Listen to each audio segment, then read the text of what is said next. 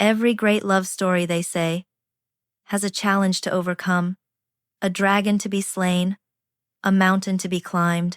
I had always imagined ours would be something we'd face together. Financial hurdles, career changes, the everyday storms that life throws at you. I never, in a million years, thought the dragon in my story would be a 5'4" woman in a Chanel suit, wielding a teacup like a weapon. I never imagined the villain would be the woman who was supposed to become my second mother. My name is Chloe, and until a year ago, I had a life that felt like a perfectly executed project plan. And I should know I'm a project manager. My deadlines were always met, my budgets were balanced, and my personal life was my greatest success. The centerpiece of that success was Liam. Liam, with his easy laugh that could fill a room and his unwavering belief in the good of people. Our love wasn't a whirlwind. It was a slow, steady build, the kind of foundation you can build a skyscraper on. We were a team, a partnership. When he asked me to marry him on a crisp autumn evening in the park where we had our first date, saying yes was the easiest, most logical decision I'd ever made. My first meeting with his parents, Margaret and Arthur, should have been a red flag. We went to their home in the suburbs, a place so immaculately clean and perfectly decorated it felt less like a home and more like a museum exhibit. Arthur was pleasant, a quiet man who seemed to exist in the background, offering a firm handshake and a warm, if distant, smile. But Margaret was the main exhibit. She greeted me at the door, dressed in a silk blouse and tailored slacks, her smile a perfect, painted-on thing that didn't quite reach her cold, calculating eyes. "Chloe," she'd said, her voice smooth as glass, "we've heard so much about you." She looked me up and down, a quick, dismissive scan that took in my dress, my shoes, my very existence, and found them all wanting. "Liam tells us you're a project manager. How practical." The evening went on like that. A series of polite, smiling interrogations disguised as conversation. Every compliment she paid me felt like it had a hidden barb. But I brushed it off. I was in love with her son, and I was determined to make it work. The night we announced our engagement over dinner at their house, the chill in the air became impossible to ignore. Arthur seemed genuinely pleased, clapping Liam on the back, but Margaret's reaction was a performance worthy of an award. She stood up, gracefully dabbed the corner of her mouth with a linen napkin, and embraced me. It was a stiff, brittle hug, all perfume and sharp angles. "A wedding," she beamed, her eyes sweeping the table. "How wonderful." But as she pulled away, she took my hand, her grip surprisingly strong, and said, "I do hope you know what you're getting into, dear. Our family has certain standards." It wasn't a welcome, it was a warning. On the car ride home, I mentioned it to Liam. "Your mom seemed a little intense tonight." He just laughed it off. That easy laugh I loved so much. "That's just how Mom is. She means well. She just has high expectations. She's just being protective of me." He squeezed my hand, and I let it go.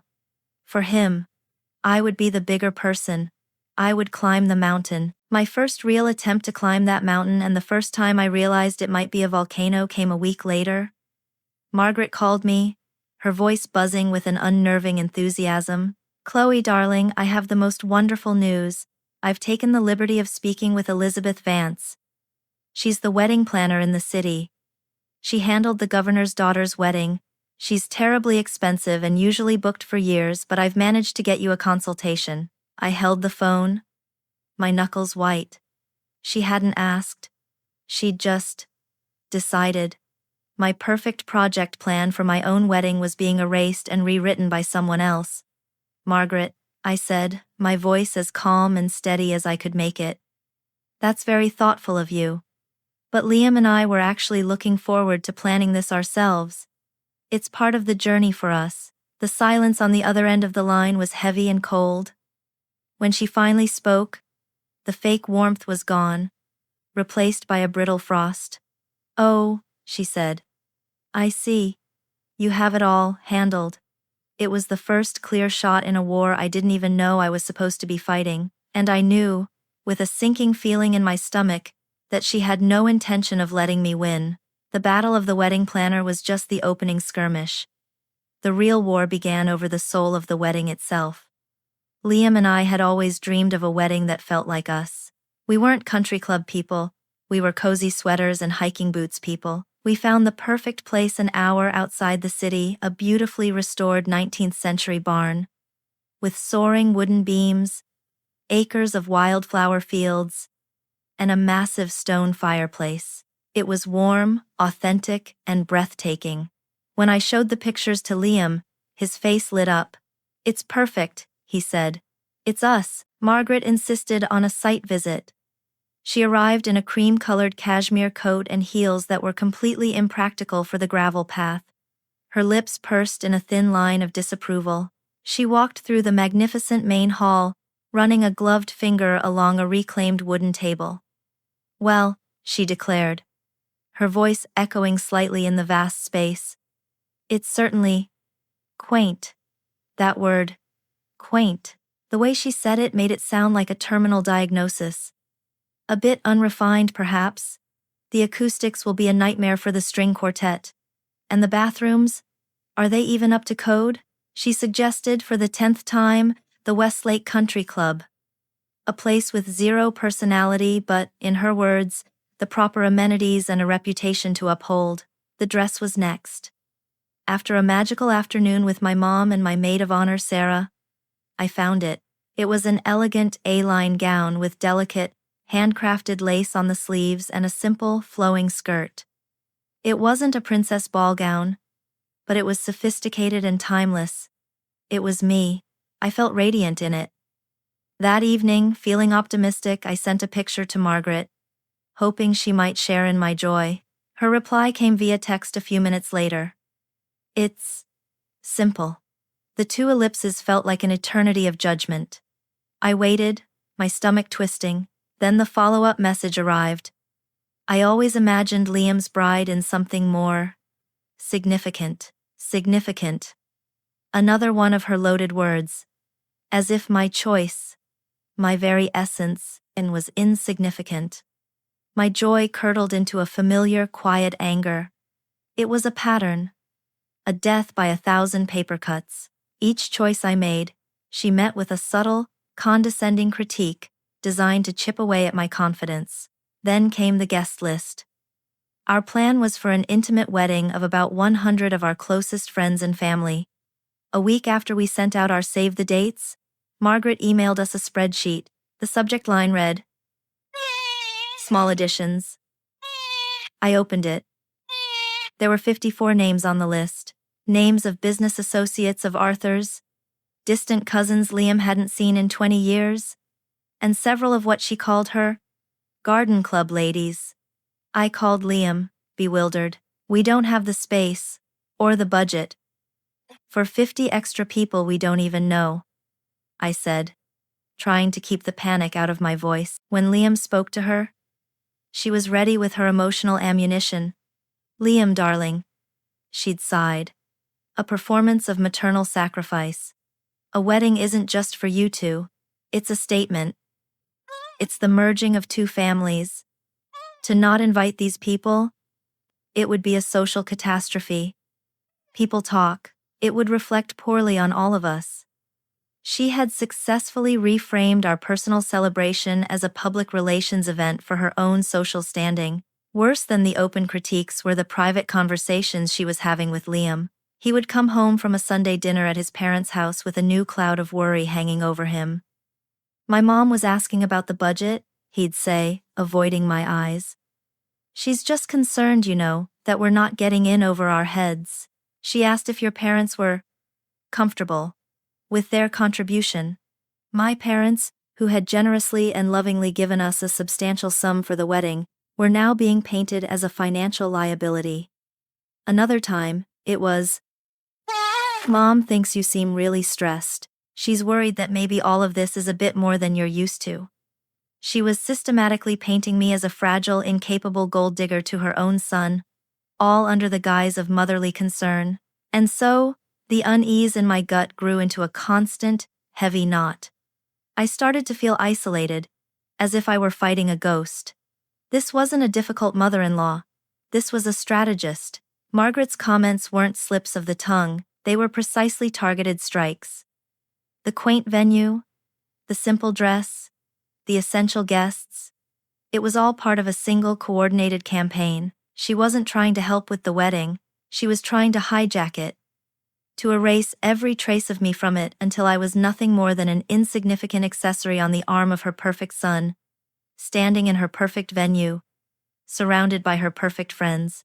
I was a project she was managing, and the desired outcome was my complete and total surrender. As the wedding date grew closer, Margaret's campaign shifted from psychological warfare to covert operations. Her critiques were no longer enough. She now seemed intent on dismantling the wedding piece by piece, all while maintaining perfect, plausible deniability. The first direct hit came on a Tuesday afternoon. My phone rang, and it was John, our caterer, a man whose calm demeanor had been one of his biggest selling points. Today, he sounded flustered. "Chloe, hi. I'm just calling to confirm the menu change. I have to be honest. It's a bit of a late notice to switch from the tasting stations to a formal plated dinner. And sourcing that much Dover sole might be tricky." I felt the blood drain from my face. "John, what are you talking about? We didn't change the menu." "Oh," he said, a long, confused pause on the other end. "A woman called about an hour ago. Said she was Liam's mother. She was very polite. Said you two had a long discussion last night and decided to go with something more traditional." Traditional. Her word. The culinary equivalent of significant. "John, that is absolutely not the case," I said, my voice dangerously calm. "Please disregard that call entirely. We are sticking with the menu we chose." After I hung up, I stood in my kitchen, my hands shaking. This was no mistake. This was a calculated attempt to steamroll our vision. 2 days later, the florist called with a similar story. Apparently, my carefully chosen palette of wildflowers and greenery had been upgraded by Liam's mother to arrangements of sterile, scentless white roses. Again, I had to frantically put out the fire, my apology to the vendor laced with a fury I couldn't express. Then came the deposit for the band. We'd been so excited to book them, a fantastic funk group that would guarantee a packed dance floor. The final deposit was due, and I'd written the check, put it in a stamped envelope, and given it to Liam to mail on his way to work. The next morning, he called me. "Hey, weird question. I didn't get a chance to stop at a mailbox yesterday, so I gave the check to my mom when I met her for coffee. I asked her to drop it off. She said she would. Right?"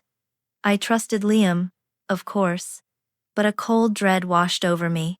A week later, the band manager called. The check had never arrived. They were getting other offers for our date. We were in danger of losing them. I called Liam, who immediately called his mother. Her response was a sigh of feigned confusion. "The check? Oh, honey, you never gave me a check. I would remember something like that. Are you sure you didn't misplace it?" She was so convincing, so genuinely perplexed, that Liam ended the call doubting his own memory. We had to scramble, paying a rush fee and wiring the money directly, the original $5,000 check having vanished into thin air, a casualty of Margaret's invisible war. The final straw, the act that broke through my attempts at diplomacy, involved my best friends. My maid of honor, Sarah, had organized the bridesmaid dress fittings. Margaret, hearing that one of my bridesmaids was coming in from out of town, graciously offered to pick her up from the train station and bring her to the appointment. It seemed like a kind gesture, an olive branch. It was a Trojan horse. While we were all admiring the deep emerald green of the dresses, Margaret, holding a full cup of black coffee, made a sudden, theatrical gesture while telling a story. The coffee sloshed over her hand and directly onto the front of my friend's dress. "Oh my heavens!" she gasped, her hands flying to her face in mock horror. "I am so dreadfully clumsy." It was a lie. Margaret was the least clumsy person I had ever met. The dress was ruined, a dark brown stain blooming across the delicate fabric. The boutique said a replacement couldn't be ordered in time. My bridesmaid was in tears. The other girls were stressed, and Margaret was the picture of apologetic concern, sowing chaos, and then positioning herself as the comforting matriarch. That night, Sarah came over with a bottle of wine and a lawyer's grim determination. I recounted the list of disasters, the calls, the check, the coffee. I was exhausted and on the verge of tears. Sarah just listened, her expression hardening with every word. When I finished, she topped off my glass, looked me dead in the eye, and said, "Stop it." "Stop what?" I asked, confused. "Stop calling these things accidents. Stop thinking this is bad luck. That woman isn't clumsy, Chloe. She's a saboteur. You are under attack, and you need to stop playing defense." Her words were like a splash of cold water. She was right. I had been absorbing every blow, trying to be the peacemaker in a war someone else had declared. The next day, buoyed by Sarah's clarity, I called Margaret. I decided to confront one thing, one provable fact. "Margaret," I began, my voice even. "I got a strange call from the caterer a few weeks ago. He said you called to change the menu. Can you tell me what that was about?" The performance she gave was instantaneous. First, a shocked silence. Then, a wounded gasp. "Chloe, you can't possibly think I would do that intentionally?" Her voice trembled with manufactured hurt. "I was just talking to John, asking if he had any more traditional options in case you changed your mind. I thought I was being helpful, exploring alternatives. I can see now that my help is not wanted." And just like that, the situation was flipped. I was no longer the victim of her sabotage. I was the cruel, paranoid daughter-in-law, persecuting a woman who was only trying to help. She had already hung up before I could even respond, leaving me holding a dead phone, and the sickening realization that I was dealing with an enemy I couldn't beat with logic or reason. My confrontation, as calm as I had tried to make it, had the exact effect Margaret intended. She didn't just win the battle, she used it to launch a new offensive, this time aimed directly at the heart of my relationship with Liam. Not 10 minutes after she hung up on me, my phone buzzed with a text from him.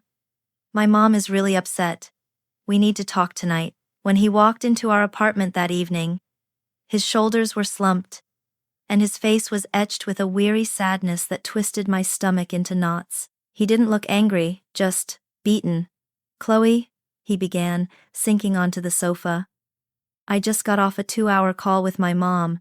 She's hysterical. She says you accused her of trying to sabotage the wedding." "I didn't accuse her, Liam. I asked her a direct question about a real thing that happened." I know, he said, running a hand through his hair. "But you know how she is. She's sensitive. She feels like you hate her." He looked at me, his eyes pleading. "Can't you just try to get along with her? For my sake? The wedding is only a few months away. After that, things will calm down.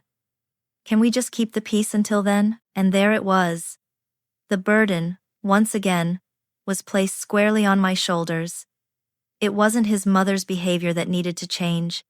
It was my reaction to it.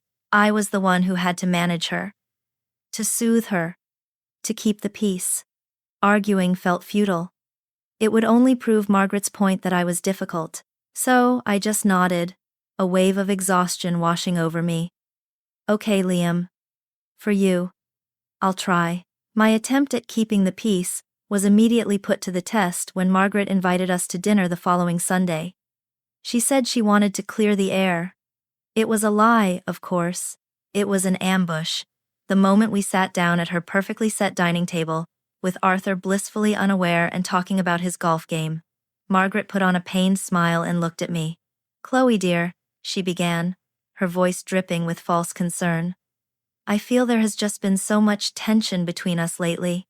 I do hope you don't feel I'm overstepping. It's just that I worry you're putting so much pressure on yourself for this wedding to be perfect." Every head at the table turned to me. I felt the heat rise in my cheeks. She had framed the entire conflict as my own internal struggle, my own inability to cope. If I defended myself, I would look unhinged and prove her right. If I said nothing, I was accepting her narrative. I was cornered, humiliated, and utterly silenced. I murmured something non-committal and focused on cutting my food into microscopic pieces for the rest of the meal. But she wasn't done. Over dessert, she turned her attention to my family. "It must be so different for your parents, Chloe," she said, stirring her coffee. "They're not used to events of this scale. The pressure can be quite a lot for people who live a quieter life. I do hope they're not feeling overwhelmed." The implication was clear. My middle-class parents were simple, unsophisticated people, incapable of understanding her world. It was a condescending, dismissive insult, delivered with the sweet smile of a concerned matriarch. She was systematically isolating me, not just from Liam, but from my own background, painting my entire world as small and insignificant next to hers. That night, lying in bed next to Liam, I stared at the ceiling, my mind racing. The gaslighting was so effective. I was starting to question my own sanity. Was I overreacting? Was I the overly sensitive one? Was I just not cut out for this family?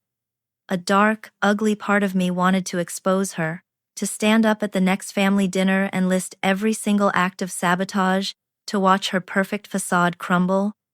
But then I'd roll over and see Liam, sleeping peacefully, and my heart would ache. The fear of damaging our relationship, of forcing him to choose between his mother and me, was paralyzing. He was a good man, caught in an impossible situation, and I loved him more than I hated her schemes. For now, but a project manager knows when a strategy has failed. And my strategy of patient diplomacy was an unmitigated disaster. I knew something had to change, or I would break. The next morning, I sat Liam down with a coffee in his hand. My voice was quiet, but it held a new, unshakable firmness. "Liam," I said, meeting his gaze, "I love you, and I am going to marry you. That is not up for debate. But something has to be made very clear." I took a deep breath. "I cannot and I will not discuss one more detail of our wedding with your mother. I will not take her calls about it. I will not answer her questions about it. From this moment forward, she is a guest at our wedding. That is all. This is our day, our project, our life, not hers." I could see the conflict in his eyes. It was painful. This was the rift I had been so afraid of creating. But it was also necessary. He saw the finality in my expression, the exhaustion in my bones, and he knew I had reached my limit. He nodded slowly. "Okay, Chloe," he said, his voice heavy. "Okay. No more wedding talk with my mom." It was a victory, but it felt like a painful one. I had built a wall to protect myself. But in doing so, I had also walled off a part of the man I loved. And I knew, with a terrifying certainty, that Margaret would not take this boundary lying down. She would see my wall not as a defense, but as a challenge. And she would find a way to tear it down. For a few weeks, the wall held. My refusal to engage with Margaret on wedding matters created a tense but functional peace. She was cold and distant during our brief interactions, but the direct sabotage stopped. I allowed myself a sliver of hope. Maybe, just maybe, we had found a way to coexist. I should have known it was just the quiet before the hurricane. The good news that sealed our fate came 2 weeks before the wedding. My grandmother, my Nana, was my favorite person in the world. She was the one who taught me to bake, to be kind, and to be strong. At 87, with a heart condition that made travel difficult, we had all assumed she would have to celebrate with us from afar. But then my mom called, her voice bursting with joy. "You're not going to believe this. Nana's doctor gave her the all clear. Her health has been stable, and he said as long as we take it easy, she can come to the wedding." I burst into tears of pure happiness. Having her there, seeing me walk down the aisle, was a gift I never thought I'd receive. That weekend, at what was supposed to be our final pre-wedding brunch with Liam's parents, I shared the news. Arthur was pleased. But Margaret's reaction was effusive, almost predatory in its intensity. "Oh, Chloe, how absolutely wonderful," she gushed, reaching across the table to pat my hand. A grandmother at the wedding. That's just so important. We must make sure she has the most comfortable seat, the best view. In her eyes, I saw a flicker of something that I mistook for genuine warmth. It was the glint of a predator spotting a weakness. She had found her ultimate weapon. The attack came on Monday, exactly 1 week before our wedding day. I was at work when I got a frantic call from my mother. Her voice was choked with tears. "It's Nana," she sobbed. "Something awful has happened." My heart stopped. My first thought was that she had fallen, that her heart had given out. The truth was somehow even more cruel. "She got an email this morning," my mom explained, her voice trembling with rage. "It was from Margaret. She forwarded it to Nana. Chloe. It looks like it was meant for a cousin of hers. And she sent it to Nana by accident." My mom took a shaky breath and read the words that would change everything. The email was a masterpiece of calculated cruelty, disguised as a confidential lament. "Dearest Cynthia," it began. "I know I can confide in you. The wedding is almost here. And I must confess my heart is heavy. Chloe is a sweet girl, of course, but she is clearly in over her head. I see the way she looks at our things, our home, our life. I truly worry she's more in love with the lifestyle than with Liam himself. He has such a big heart, and I fear he's being taken advantage of. And her family, they're simple people, and that's fine, but Chloe seems so distant from them now, almost embarrassed by them. It's such a shame. I am trying my best to welcome her, but it is a difficult situation." My mother finished reading, and I was silent. The poison of the words seeping into me. Margaret had woven a web of devastating lies, attacking my love for Liam, my character, and my relationship with my own family, and then she had mailed it directly to the most vulnerable member of that family. Nana was so distraught, my mom whispered. She was utterly heartbroken. "She started having chest pains, Chloe. We called the doctor, and he was furious. He said the stress was too much. He has forbidden her from traveling. She can't come." The world went quiet. The background noise of my office faded away. All I could feel was the hollow, cavernous space where my joy had been. She wasn't just ruining the wedding anymore. She had taken something precious and irreplaceable from me. She had weaponized my love for my grandmother and used it to cause real, physical harm. This was no longer about flowers or guest lists. This was unforgivable. That was the moment something inside me broke. Or maybe it was the moment something new was forged. The grief, the devastation, it was all there, but underneath it, a different feeling was crystallizing. It was an anger so cold and so pure it felt like ice forming in my veins. The project manager in my head, the one who had been frantically trying to mitigate risks and de-escalate conflicts, went silent. A new one took her place. A demolition expert. My goal was no longer to save the wedding. It was to ensure that the woman who did this would face the consequences of her actions. The piece was over. I was done trying. When Liam came home that evening, he found me sitting in the dark. The forwarded email glowing on my laptop screen. He saw my tear-stained face and rushed to my side. "Chloe, what is it? What's wrong?" I didn't say a word. I just turned the laptop toward him. I watched his face as he read. I saw the confusion morph into disbelief, then into a dawning horror. His skin went pale. He read the email a second time, then a third, as if his brain refused to process the words. The illusion of his sensitive, well-meaning mother was being ripped to shreds right before his eyes. This wasn't a misunderstanding. This wasn't a blunder. This was malice in its purest form. When he finally looked up at me, his eyes were filled with a fury I had never seen before, and a profound, bottomless shame. "She did this," he whispered, his voice cracking. "She did this on purpose." I finally found my voice. "Nana isn't coming, Liam." He closed his eyes, and a single tear traced a path down his cheek.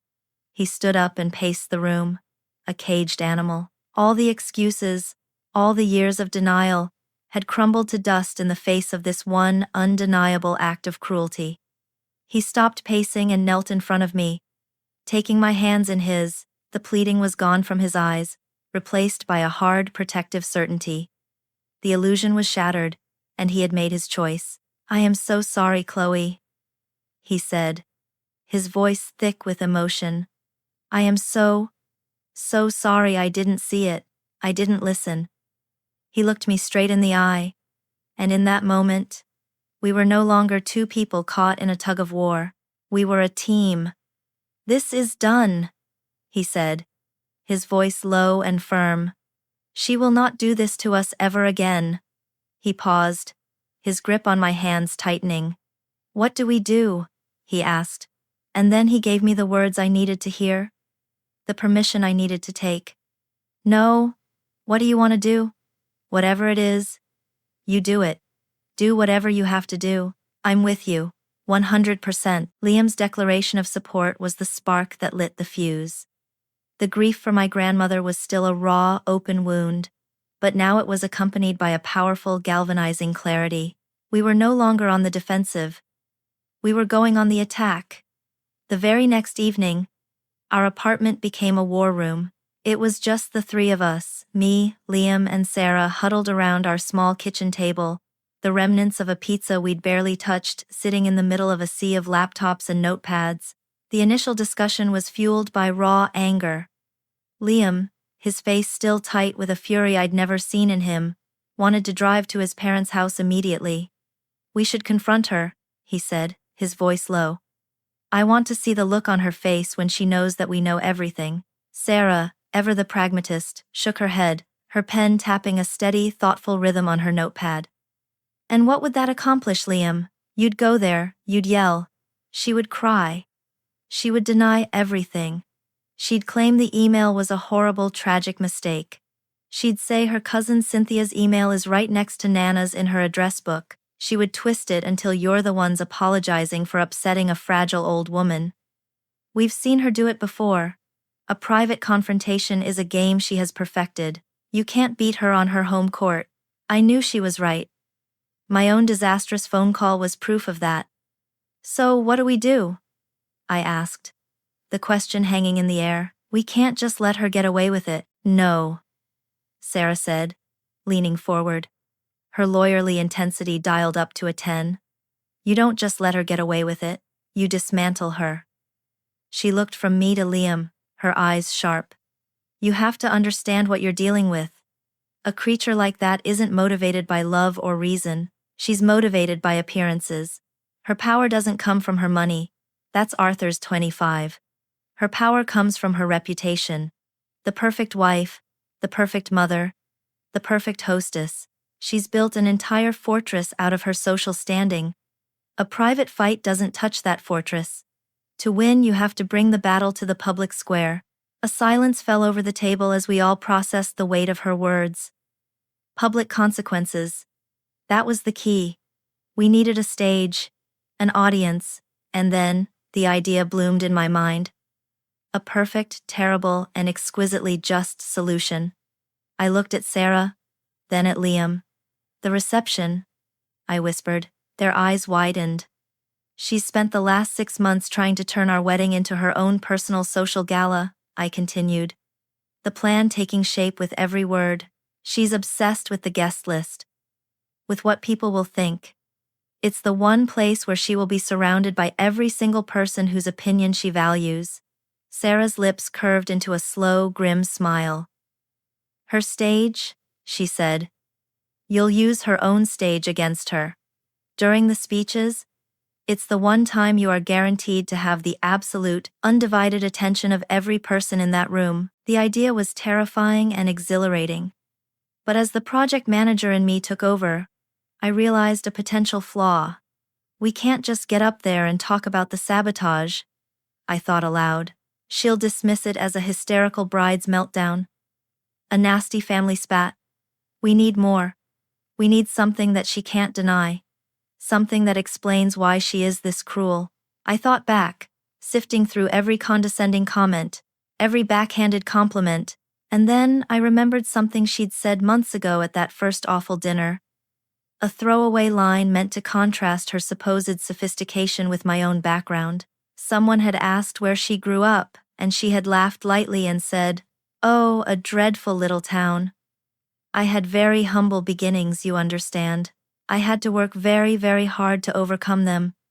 At the time, it had just seemed like another piece of her carefully constructed narrative. But now, it felt different. It felt flimsy, like a line from a script. "We need to know who she was before she was Margaret," I said. A new determination in my voice. Before she married Arthur. Before she built this fortress around herself. The reason for all of this is buried back there. I know it is. That was the moment our grief and anger coalesced into a clear, actionable plan.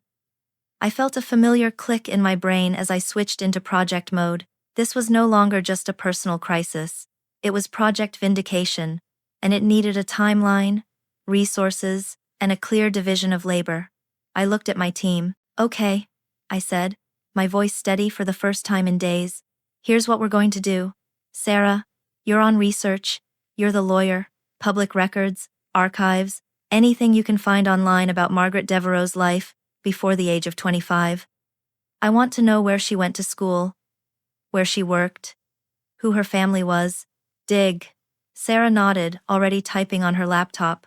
"Consider it done." I turned to Liam. "You have the hardest job. You have to be the mole. You have to go back to being the good son. You will run interference. You'll answer her calls. You will make sure she believes that I've gotten over it. And that we're all focused on having a peaceful final week. Your job is to keep the dragon in her lair and completely unsuspecting. And you need to manage your dad. Don't tell him the details, not yet. But you need to prepare him that some hard truths are going to come out." Liam, his face set like stone, nodded once. "She won't suspect a thing," he said, a cold edge to his voice that I'd never heard before. "And what's your job?"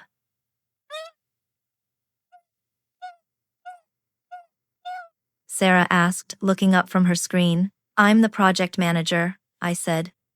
"You two bring me the raw materials. I'm going to take everything we find, every piece of sabotage, every lie, and I am going to build the story. I'm going to write the script for the most important presentation of my life." The final week before the wedding became a strange duality. On the surface, I was the busy, happy bride-to-be. Finalizing seating charts and confirming transportation, Liam played his part perfectly.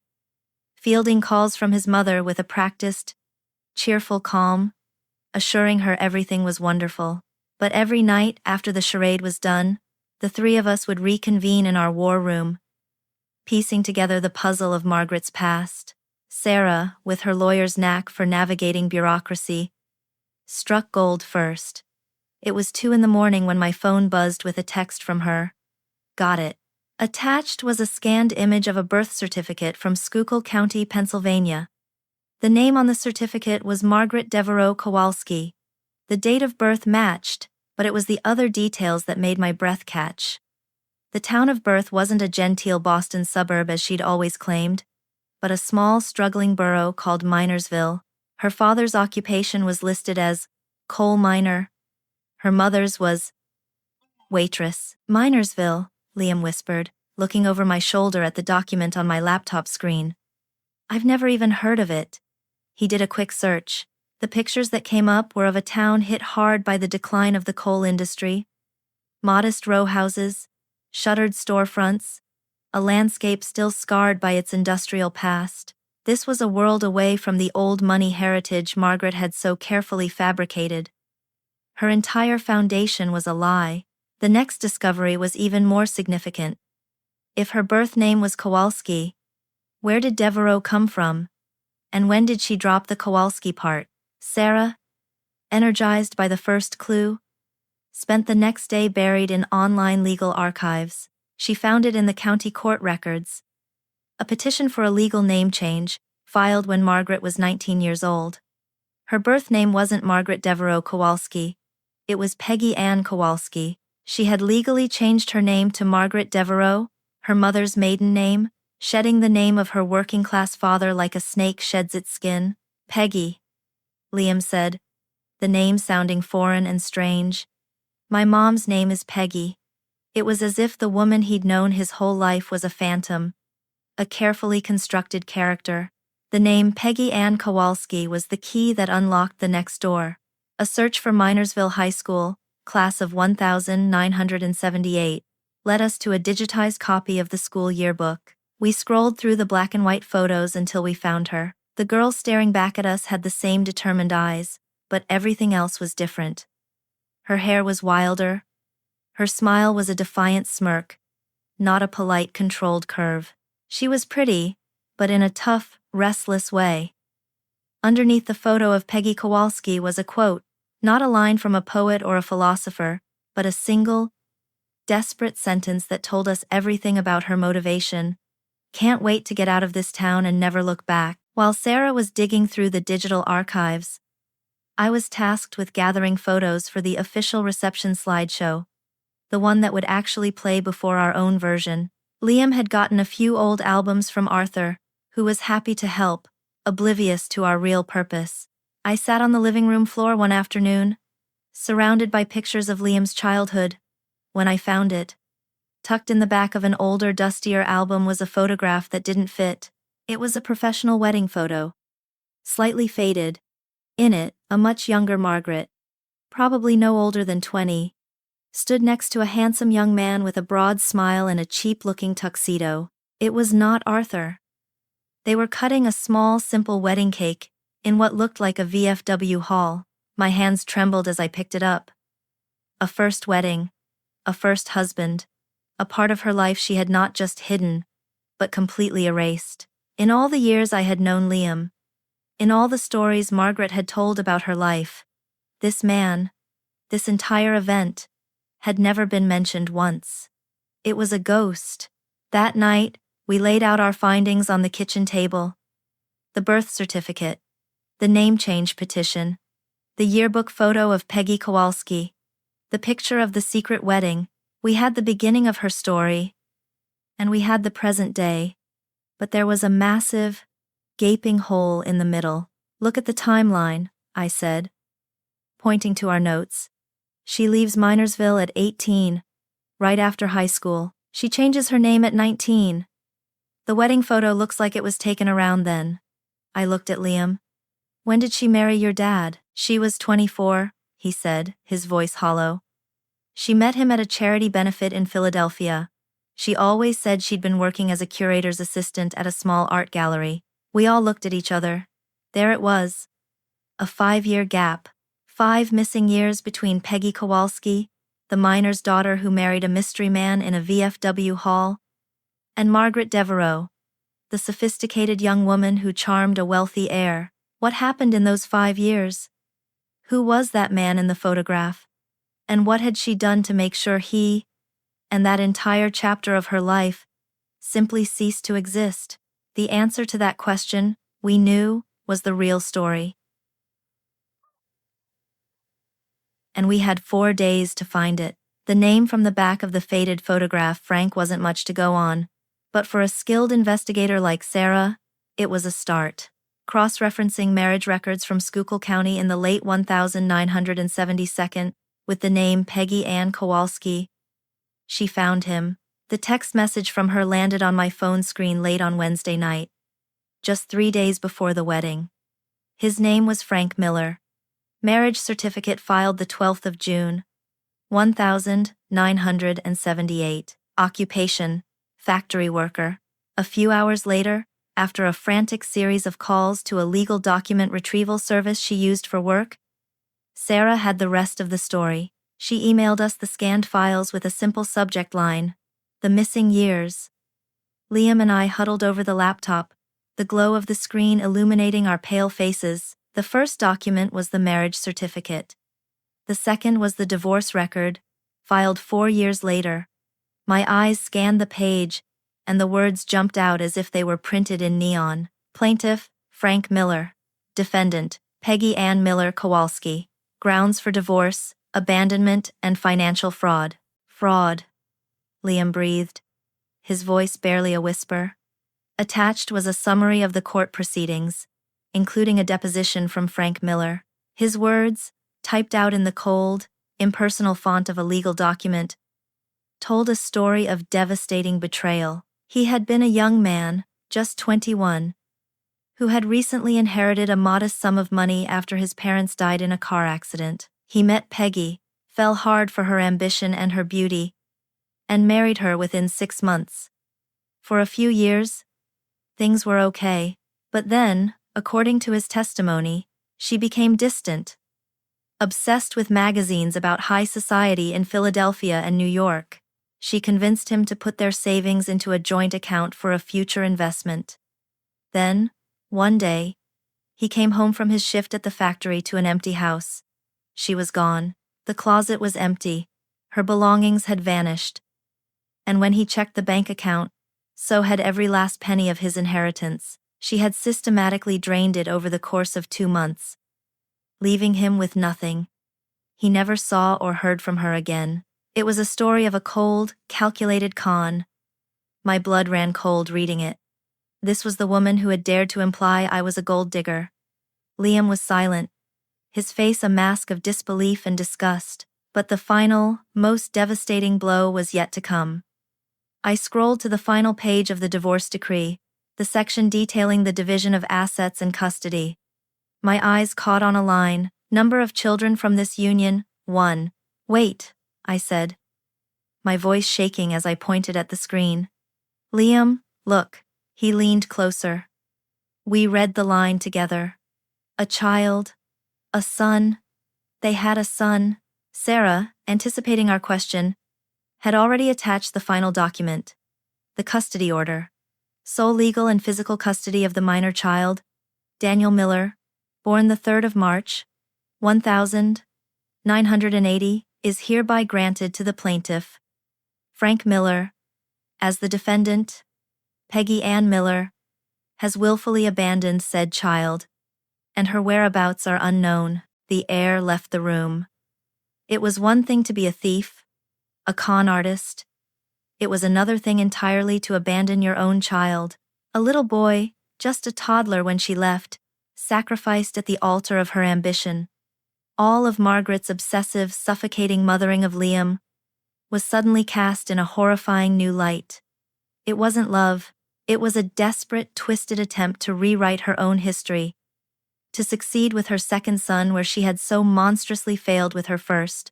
The truth, in its full ugly scope, was finally revealed. Margaret Devereaux was not old money.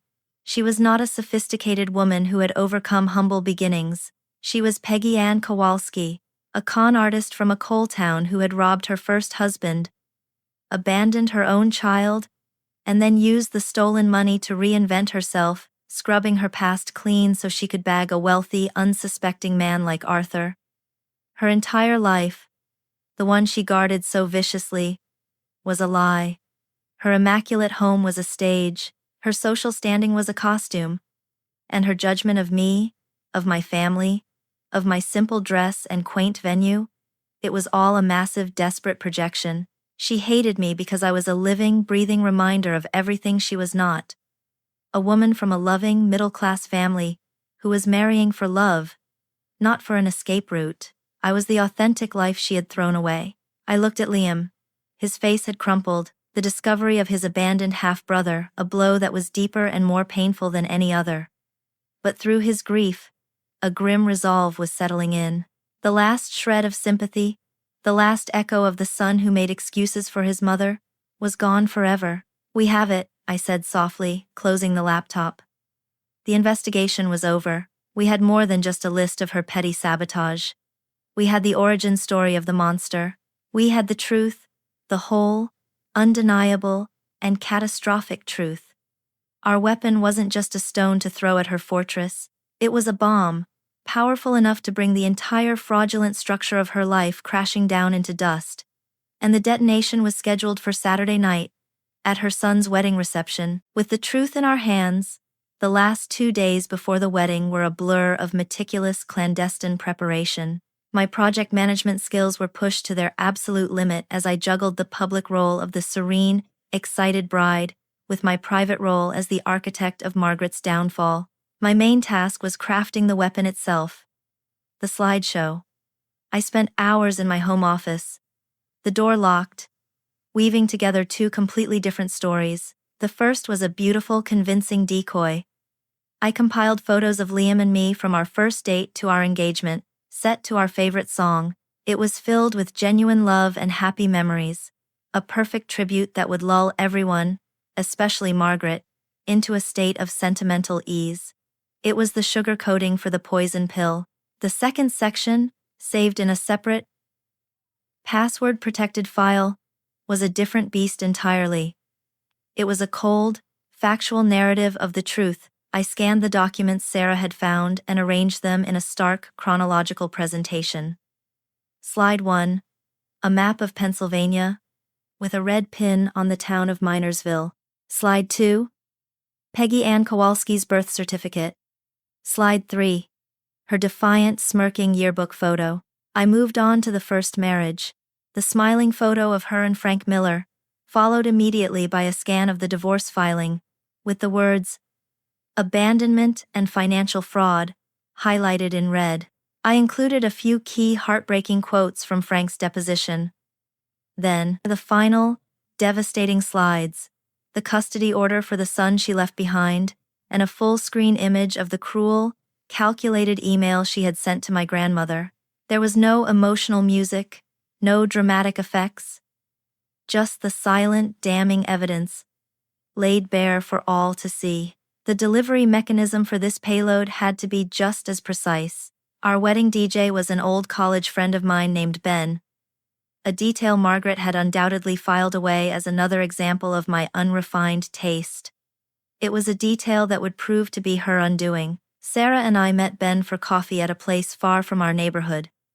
In hushed tones, we laid out the entire story. He listened, his easygoing demeanor slowly hardening into a look of disbelief and then disgust.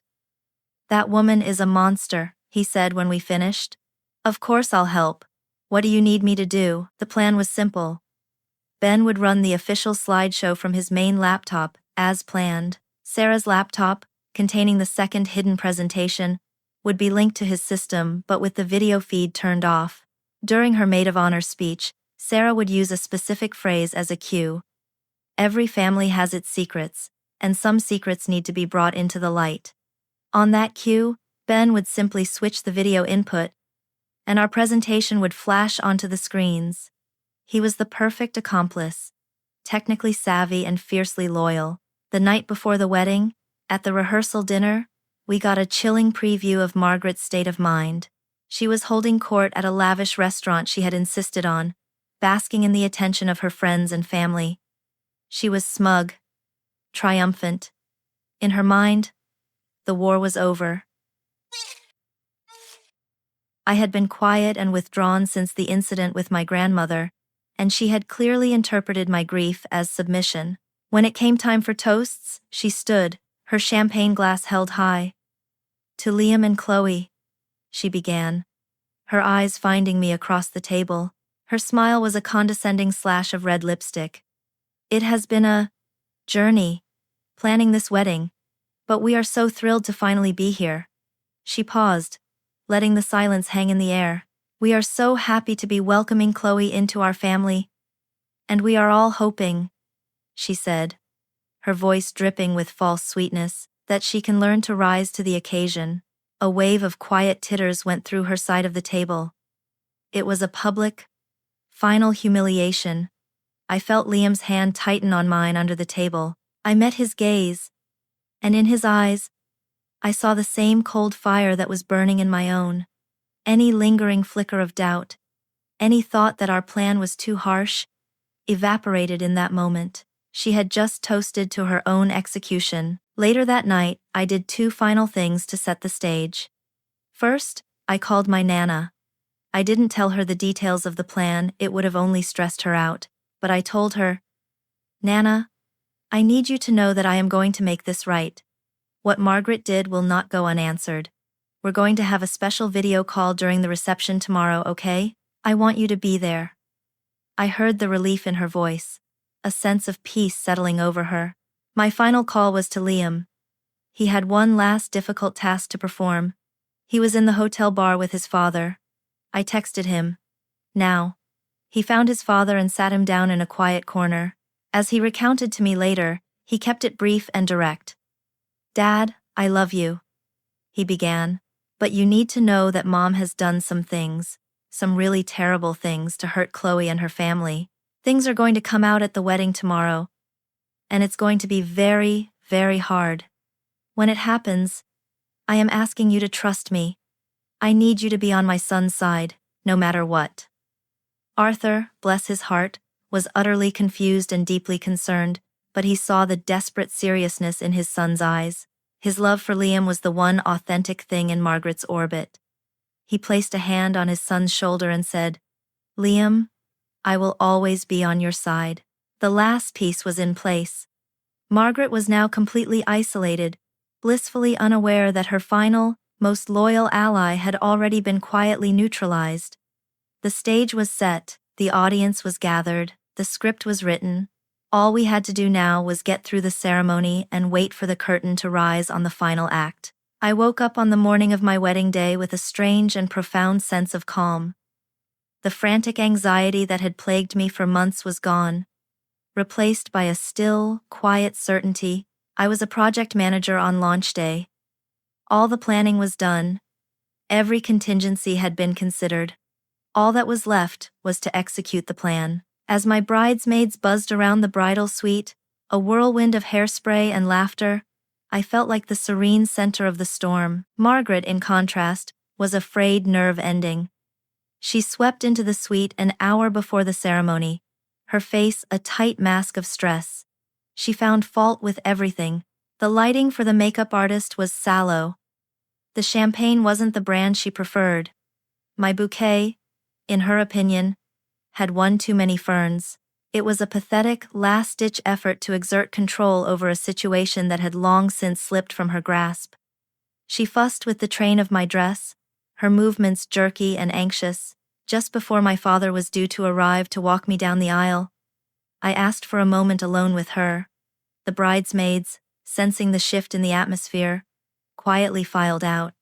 It was just the two of us. She looked at me, a question in her tense, guarded eyes. She was expecting a final, tearful plea for a truce, or perhaps an angry outburst. I gave her neither. I looked at her. Not at the perfectly coiffed monster who had tried to destroy me, but at the ghost of Peggy Ann Kowalski, the terrified girl from a coal town, and for the first time, I felt a flicker of something that resembled pity. "Margaret," I said, my voice soft, "I just wanted to say something before we go out there." I smoothed the front of my dress and met her gaze in the mirror. "I know who you are, and I'm so sorry for what you've lost." Her face went slack with confusion. Her perfectly painted lips parted slightly. "What are you talking about?" she asked, her voice a reedy whisper. "Just everything," I replied, turning to face her. I gave her a sad, knowing smile, and then turned back to the door as my father knocked. "It's time," I said. I left her standing in the middle of the room, utterly unnerved, the cryptic comment burrowing into her mind like a worm. What did I know? What had she lost? Her composure, for the first time since I'd met her, was completely shattered. The ceremony was everything I had dreamed it would be. The barn was filled with flowers and sunlight, a warm, joyful space that felt a million miles away from Margaret's cold, sterile world. As I walked down the aisle on my father's arm, I saw Liam waiting for me, and the last of my resolve solidified into unbreakable steel. Our vows were the first, subtle volley in our counterattack. Liam went first, his voice shaking with emotion but firm with conviction. "Chloe," he said, looking only at me, "you taught me what it means to build a life on a foundation of truth. You opened my eyes to what is real and what is an illusion. I promise to always honor that truth, to protect our partnership from anything and anyone that would seek to harm it, and to be the husband you deserve." When it was my turn, I spoke directly to him, but my words were intended for the woman sitting in the front row. "Liam, I promise to be your partner in all things, to build a home with you where honesty and kindness are the cornerstones." I promise to face every storm with you, side by side, and to create a family where there are no secrets. Only love. I promise to protect what we have, fiercely and without apology. I saw Margaret in my peripheral vision. Her smile was a tight, painful-looking grimace. She was trapped, forced to applaud our beautiful, loving words, while knowing they were a condemnation of her entire existence. The reception began in a wave of joyous celebration. We entered the barn to thunderous applause from our friends and family. The food was delicious, the music was perfect, and the atmosphere was electric. Our first dance was a quiet moment of connection in the middle of the happy chaos. As Liam held me, he whispered in my ear, "Are you ready?" I looked over his shoulder and saw his mother at the head table, her mask of polite happiness firmly in place, but her eyes were dark, watchful. She was still trying to figure out what I meant, what I knew. She was off balance. I squeezed his hand. "I'm ready," I whispered back. The speeches began. My father gave a beautiful, heartfelt toast that had half the room in tears. Liam's best man followed with a hilarious and touching roast that had the other half roaring with laughter. Everything was perfect. Everything was normal. I could feel Margaret starting to relax, perhaps believing her last-minute fears were unfounded, that my comment had just been a strange, emotional outburst from a nervous bride. The tension in the room was purely celebratory. But for our small circle of co-conspirators, me, Liam, Sarah, and Ben at the DJ booth, the air was thick with anticipation. The clock was ticking down. Finally, the best man raised his glass. To Liam and Chloe. The room cheered. Then, the MC stepped to the microphone. And now, for a toast from our wonderful maid of honor, the brilliant Sarah. Sarah stood up, smoothing the front of her emerald dress. She walked to the podium, a warm smile on her face. She looked poised, confident, and completely at ease. She tapped the microphone, and a hush fell over the room. The show was about to begin. Sarah tapped the microphone, the sound echoing lightly in the hushed barn. For those of you who don't know me, I'm Sarah, and I've had the honor of being Chloe's best friend since we were college roommates who set the fire alarm off trying to make ramen. A warm laugh rippled through the guests. She told a short, funny story about our first apartment, and I saw Margaret at the head table, looking profoundly bored, subtly checking the time on her diamond watch. To her, this was just another triviality to be endured before she could hold court. Sarah let the laughter die down, and then her entire demeanor shifted. The warm, funny friend was replaced by the cool, deliberate lawyer. She gripped the sides of the podium, and her voice dropped slightly, taking on a new weight and gravity. "But real friendship, and real love," she said, her eyes slowly scanning the room before landing, with pinpoint accuracy, directly on Margaret, is about more than just funny stories. It's about honesty. It's about accepting someone for who they truly are. It's not about facades, or pretending to be something you're not. A flicker of confusion crossed Margaret's face. She sat up a little straighter, her back rigid. The air at the head table grew thick and cold. Sarah didn't waver. "And with that," she announced, her smile returning, but without its earlier warmth, "Chloe and Liam wanted to share a few photos of their journey with you all." As if on cue, the lights in the barn dimmed. The two large projector screens on either side of the dance floor lit up with a photo of me and Liam on our first date, goofy and impossibly young. The familiar melody of our song began to play. A collective awe went through the room. The slideshow was beautiful. It showed us hiking, graduating, celebrating holidays, getting engaged. It was a perfect, loving tribute. I glanced at Margaret. The tension had drained from her shoulders. She was relaxed now, smiling faintly, perhaps thinking she had dodged a bullet. That Sarah's comment was just a bit of odd, misplaced sentimentality. The slideshow ended with our official engagement photo, and the room erupted in applause. The screens went dark, but the lights in the room remained dim. Sarah was still at the podium. She waited for the applause to fade. "A beautiful story," she said, her voice clear and carrying in the sudden silence. "But every family has its secrets. and some secrets need to be brought into the light. It was the cue. I saw her give a tiny, almost imperceptible nod toward the DJ booth. The screens flickered back to life. But the image was not of me and Liam. It was a grainy black and white photo of a rundown house on a bleak-looking street. A title appeared underneath, Minersville, Pennsylvania. Sarah's voice, now stripped of all emotion, became a calm, factual narration. This is where our story begins. Not in a Boston suburb, but in a small coal mining town. The slide changed. A high school yearbook photo appeared. A defiant-looking girl with wild hair. Underneath it, the name, Peggy Ann Kowalski. This is the woman who would one day call herself Margaret Devereaux. A collective gasp went through the room. I saw Arthur, Liam's father, lean toward his wife, his face a mask of confusion. Margaret's face had gone chalk white. She stared at the screen, her mouth slightly agape. The next slide was the wedding certificate. Peggy Ann Kowalski and Frank Miller. Sarah's voice was relentless. Before she was a Devereaux, she was a Miller, the wife of a factory worker from her hometown. The next slide was a blurry, candid photo of a small boy with dark hair, sitting on the steps of that same rundown house. And she was a mother, Sarah said, her voice dropping for just a moment. To a son named Daniel. The next slide was a scanned legal document. The words divorce filing were at the top. The grounds were highlighted in a stark, brutal red. Abandonment and financial fraud. She was a wife and a mother, Sarah stated, until she saw an opportunity.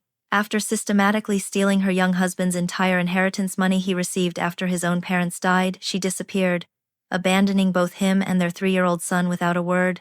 The room was utterly silent now, the only sound Sarah's voice and the frantic, shallow breathing of the woman at the head table. The final slide appeared. It was the email. The email she had sent to my grandmother, blown up to fill the entire screen. Every cruel, poisonous word visible to all 100 guests. Sarah read it aloud. Her voice was cold as ice.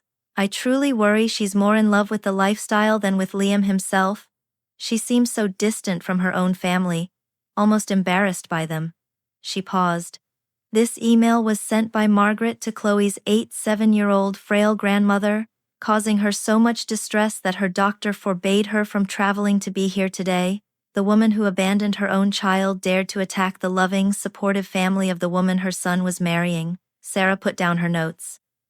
This is not a woman of high standards, she said, her voice finally ringing with unconcealed contempt. This is a fraud, and her actions are not just insulting, they are unforgivable. She turned and looked at me and Liam, her expression softening. To Chloe and Liam, she said, raising her glass. May your lives be filled with the truth and honesty you both deserve. The spell was broken. A wave of shocked whispers and murmurs swept through the barn. I looked at the head table. Arthur was staring at Margaret, his face ashen, an expression of such profound horror and betrayal on his face that it was almost painful to look at. He looked like he was seeing a complete stranger, a monster he had slept next to for 30 years, and Margaret, her face, in that moment, was a canvas of pure destruction. The carefully constructed mask of serene superiority had not just cracked, it had been utterly vaporized. What was left was something raw and ugly. Her mouth opened and closed, but no sound came out. Her eyes, wide with shock, darted around the room, seeing only the shocked and disgusted faces of the very people she had worked her entire life to impress. The confusion turned to sputtering rage, and then, as the full, irreversible reality of her public humiliation crashed down upon her, it all dissolved into a blank, hollow stare. Her fortress had been turned to rubble, and she was buried underneath it. The stunned silence in the barn was shattered by a sound. A raw, guttural shriek of pure rage. Lies. Margaret screamed, stumbling to her feet, her face a contorted mask of fury. They are all vicious, horrible lies. Her voice was shrill, unrecognizable. She pointed a trembling finger at the screen, where the image of her cruel email still hung in the air like a ghost. She doctored those. She's a manipulative little witch, but her words were hollow, pathetic. No one was looking at her with sympathy. They were looking at the undeniable proof on the screen, then back at her, their faces a mixture of shock, pity, and disgust.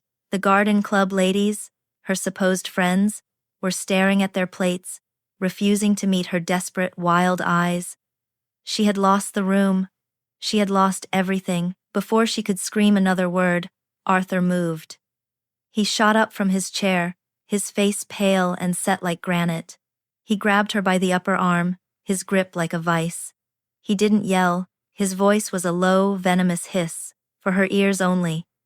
But the raw fury in it was visible to everyone. "You will be silent," he seethed. "This is over." He began to pull her, stumbling, away from the table. "We are leaving. Now." She tried to resist, to pull away. But he was stronger, propelled by 30 years of ignorance that had just been violently shattered. He dragged his disgraced wife through the stunned crowd, past the tables of guests, who averted their gazes as if she were a carrier of some terrible disease. He didn't look back once. The heavy wooden doors of the barn swung shut behind them, and Margaret Devereaux, or Peggy Ann Kowalski, was gone. A thick, uncomfortable silence descended once more. This was the moment that would define our wedding day.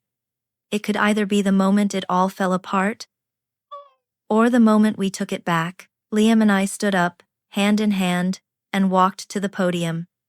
He stood beside me, a silent, solid wall of support, as I took the microphone. My voice, when it came out, was clear and strong, resonating with a calm I didn't know I possessed.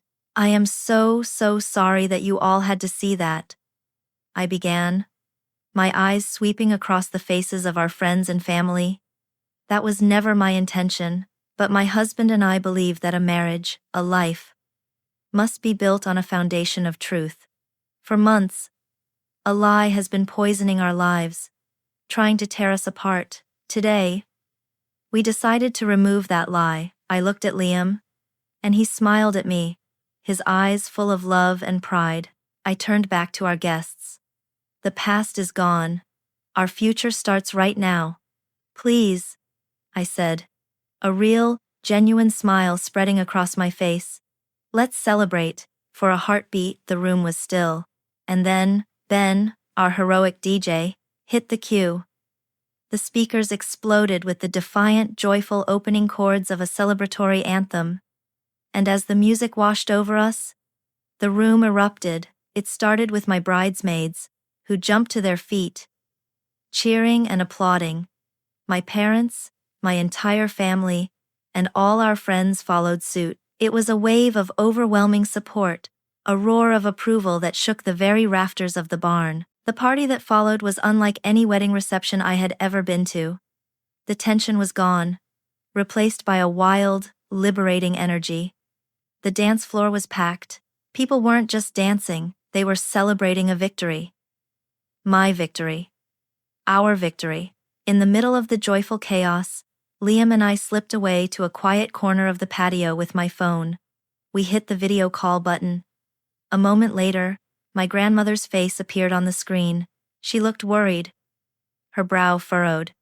"Chloe, your mother told me you were going to do something. Is everything all right?" I turned the phone around, showing her the scene inside. The packed dance floor, our friends laughing and cheering, the pure, unadulterated joy. I turned the phone back to my face. Liam leaned in, so we were both in the frame. "Everything is perfect, Nana," I said, my voice thick with emotion. "We did it. It's over." Her face crumpled, and tears of pure relief streamed down her cheeks. "Oh, my brave girl," she whispered, her voice cracking. "My brave, strong girl. I am so proud of you." Seeing her peace, her pride, that was the real vindication. The rage in my heart was finally, completely gone, washed away by love. An hour later, long before the scheduled end of the night, Liam and I decided our work was done. We didn't need a grand formal exit. We just wanted to begin our life. We said our goodbyes to our parents and made our way to the door. Our exit became an impromptu receiving line, but in reverse. Guests stopped us not to say goodbye, but to hug us, to squeeze our hands, to tell us how proud they were. It was a sea of love and support. We walked out of the barn and into the cool, clear night air.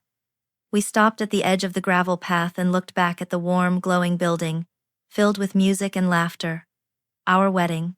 We had taken it back. We had fought the dragon and won. We stood there for a moment, hand in hand, united, free, and completely in control of our own story, ready for the first day of the rest of our lives. 6 months later, I was sitting on the floor of what would soon be our nursery, a paint swatch for Robin's egg blue in my hand. The chaos of the wedding felt like a lifetime ago. A bad dream that had ultimately led to a beautiful awakening. The fallout from that night had been swift and decisive, a series of dominoes falling exactly as they were meant to. Arthur, as it turned out, was a man of quiet but firm integrity. He filed for divorce the week after the wedding. We heard from his lawyer that he had confronted Margaret, and when her apologies proved to be nothing more than manipulative tears about her ruined reputation, he knew there was nothing left to save. He reconnected with Liam in the weeks that followed, and their relationship began to heal, built on a new, more honest foundation. Arthur even came to our apartment for dinner one night.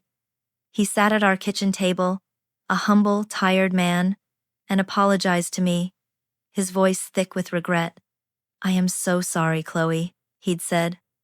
"I was a fool. I was married to a stranger for 30 years and I never saw it. Thank you for showing my son what a real, honest partnership looks like. Our relationship is still tentative, but it's respectful, and it's real." Margaret's fate was a self-inflicted exile. Her social fortress, built on lies, offered no protection against the truth. Her friends, the ones she had cultivated so carefully, abandoned her almost immediately. Public humiliation was the one currency her social circle refused to trade in.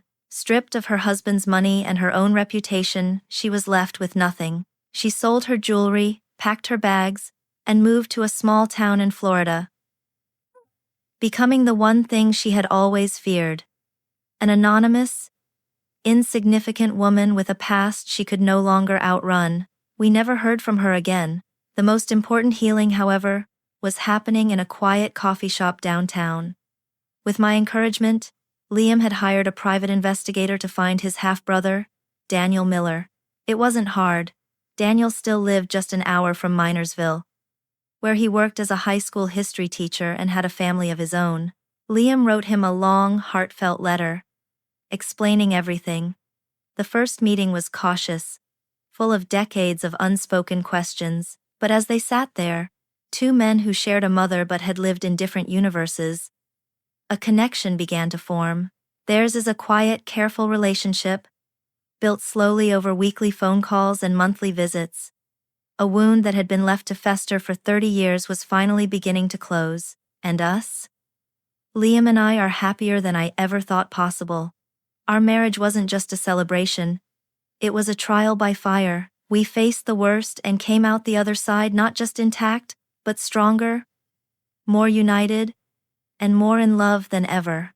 As Liam came into the nursery and wrapped his arms around me from behind, resting his hands on my small but growing belly, I leaned back against him, feeling a sense of profound peace. We were building our family, our real family, on a foundation of absolute truth. I learned something through all of this. I learned that true vindication isn't just about revenge. It was never about destroying Margaret.